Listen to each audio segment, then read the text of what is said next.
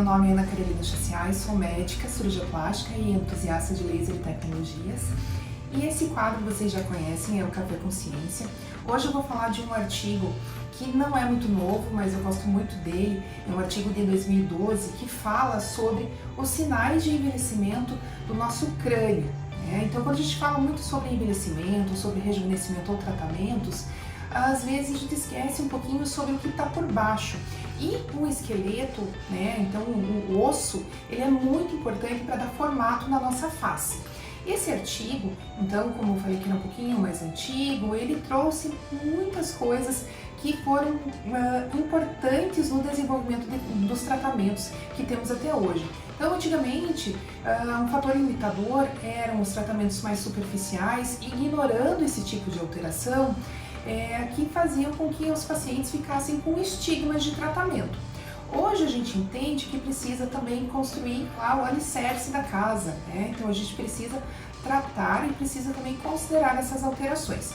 Esse tipo de alteração é visível, então às vezes quando vocês vêm aqui e tal, eu consigo dizer, você tem mais de 40, por alguns sinais que a gente também chama de estigmas, que são esses sinais clássicos e típicos de certa idade, por conta desse tipo de alteração que ocorre no crânio ao decorrer dos anos. Então, desde pequenininho, a gente tem a formação e vai mudando, esse formato, tamanho do crânio. E quando a gente envelhece, a gente já tem alguns sinais que vão se apresentando a partir dos 20, 25 anos.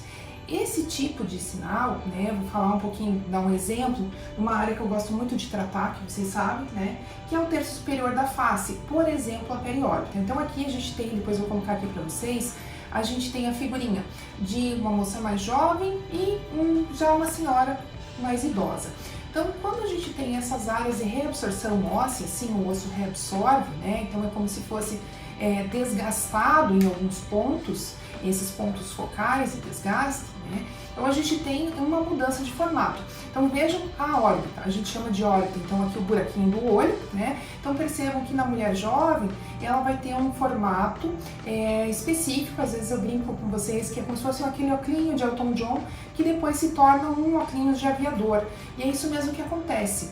Quando pensem que todas as estruturas de partes moles que temos na face estão inseridas por ali, Então essa parte, essa perda, essa reabsorção que ocorre, ela vai trazer sinais como a queda do cantinho do olho por frouxidão do ligamento e também porque a inserção do ligamento baixa, queda do supercílio, componente muito importante para a queda do supercílio, que vai acabar causando aquele chapeuzinho lateral aqui, na pálpebra superior, entre muitas outras alterações. Então, a gente não pode esquecer de realizar esse tipo de tratamento numa abordagem estratégica e que seja anatomicamente e fisiologicamente coerente. Se vocês quiserem saber mais sobre isso, ou que a gente mantenha o Café com Ciência, comentem aqui para mim. Vou deixar também para quem gosta de estudar, sei que tem também bastante pacientes que são colegas médicos e que gostam desses assuntos, vou deixar a referência do artigo para vocês lerem.